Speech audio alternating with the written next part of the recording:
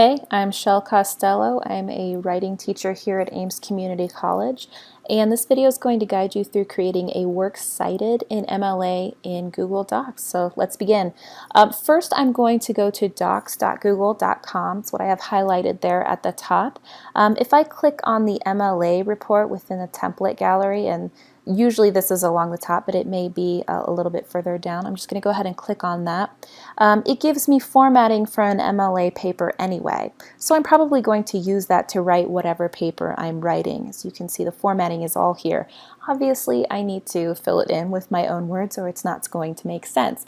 But at the bottom, there is a Works Cited. The Works Cited is already in perfect format. We have the second line indented. We have the Works Cited in the center here. But I need to obviously put in my own citations, and I'm still going to have to figure out what to capitalize, italicize, what dates to put where, etc. So the new MLA 2016, and I just went ahead and copied and pasted this in here, has a more flexible way of doing things. Basically, we look at these 9 elements here, and we try to get all the information possible from a source, put it all together, and that is our citation. I like to think about that in terms of music because people are used to categorizing music in their head a specific way. So for example, let's take just like a song. So we have the author of the song, that might be the artist or the band. So we're just going to do the Queen here, that's Beyonce.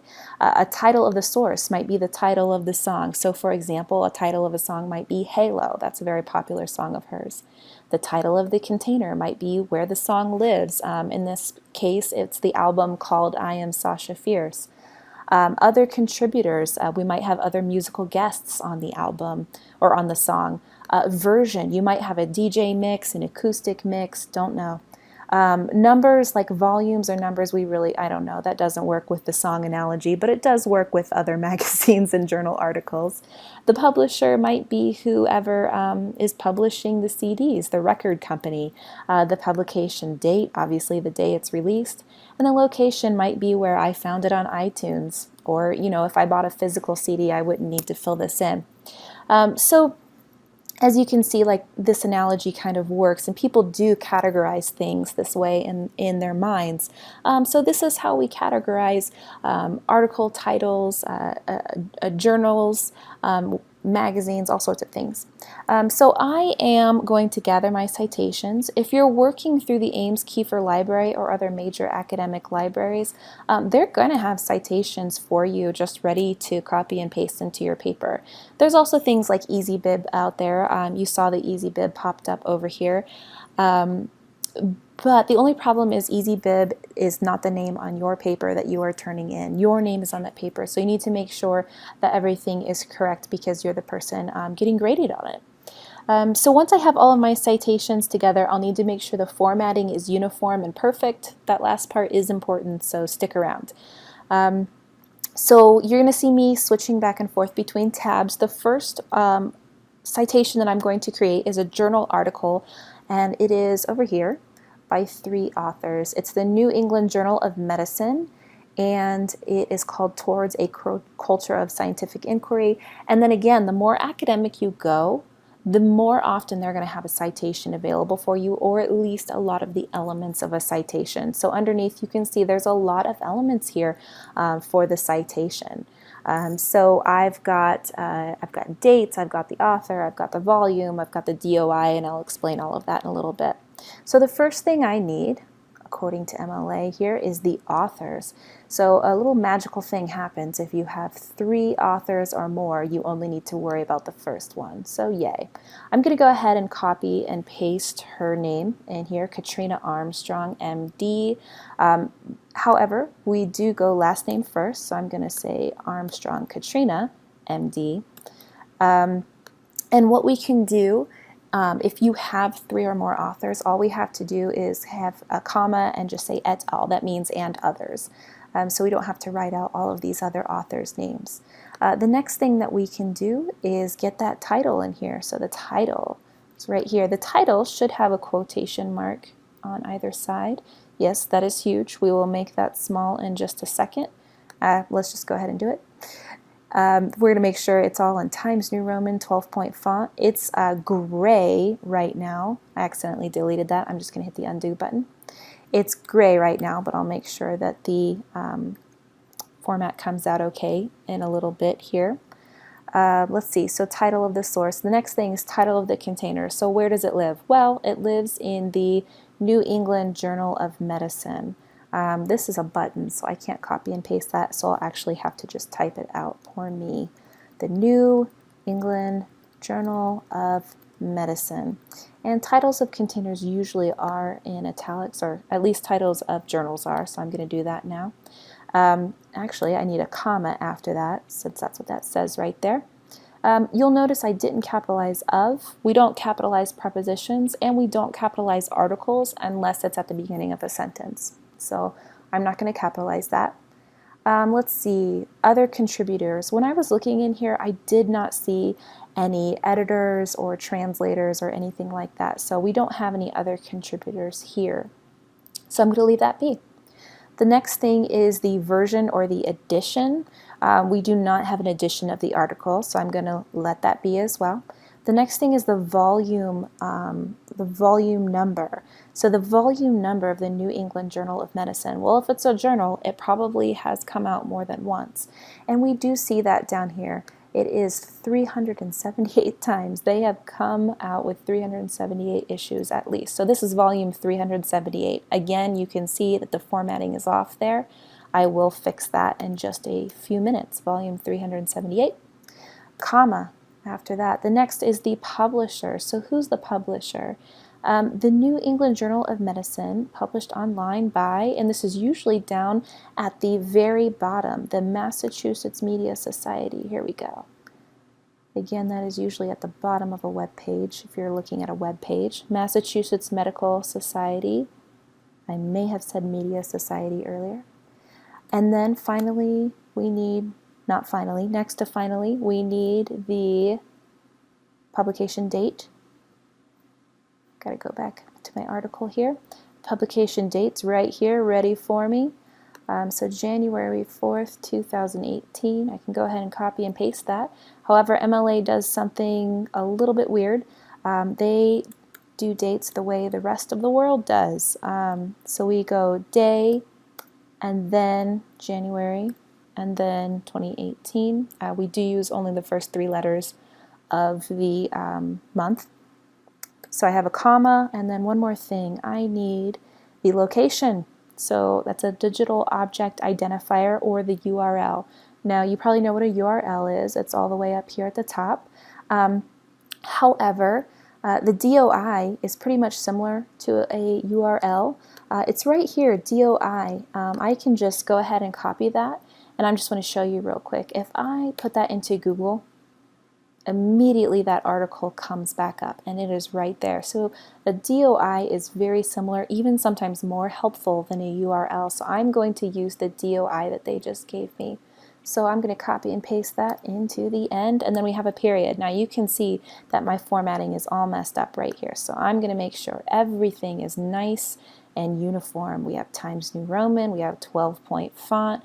We're going to get rid of that underlining because that's so 2000.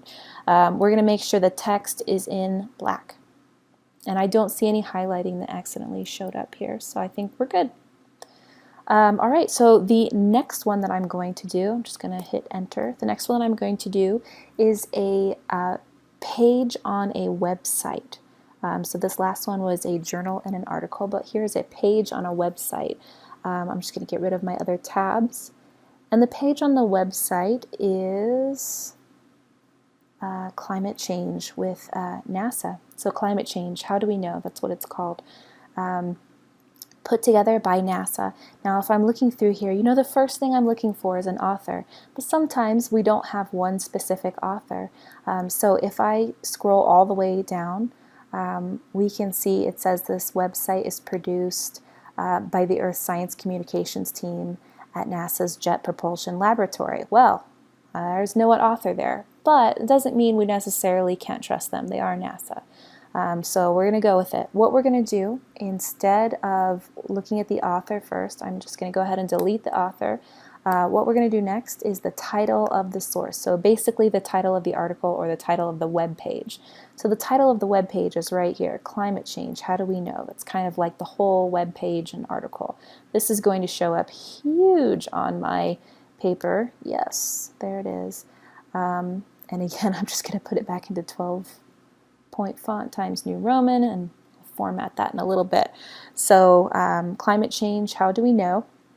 Now, one thing that happens when you are looking online is that a lot of times article titles might not be capitalized, but we are still going to capitalize every letter unless it is the beginning, or unless it is a preposition or an article that is not at the beginning of a sentence. So climate change, how do we know? So that is in quotation marks. It is the title of an article or a title of a page on a website. The next thing that we're going to look at, and we can go ahead and just delete that, we're done with that. Next thing we're going to look at is the title of container. So where is it contained? Well, it lives at NASA. So it lives at nasa.gov or NASA.